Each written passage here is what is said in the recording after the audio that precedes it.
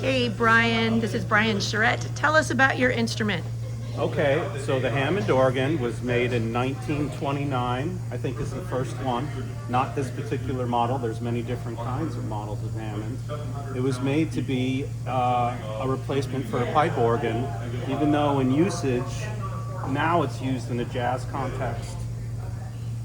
Keyboards work like a piano, but the sound is made from 9 drawbars, and there are 4 of these drawbars, 2 for the top manual.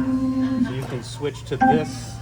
If you switch to this preset, you get this manual of drawbars. This manual has this set. These are like church presets that they would play. They're kind of like church praise organ kind of sounds. In 1955, this effect, named percussion, starts to be on the Hammond organs, which is the sound that made Jimmy Smith very famous in 1955. So in the beginning of the Hammond organ, in the early years, all of the bass would be played with the feet.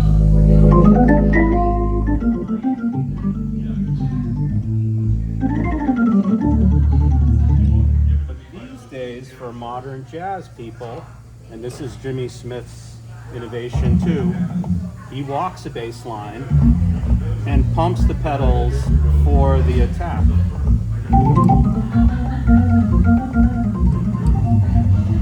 There's a lot of different sounds you can get with the drawbars too. This is a special technique called squabbling. This has this strange technique. These are actually laying right on the keys. It's kind of meant to be like a block chord sound.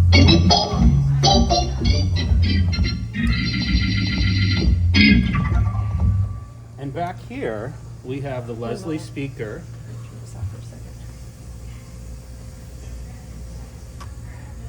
So the Leslie speaker actually is usually the speaker that you see with a Hammond organ most, but this was not the original stock speaker. It was called a tone cabinet. Tone cabinet had some tremulant, but it didn't have any spinning parts. The big thing about this speaker is a Doppler effect is created when you turn that on. You can hear it if I hold the note. I'll hold it so it's not too loud. So this is kind of stopped. It has this chorale setting, which is slow and makes kind of a chorus effect.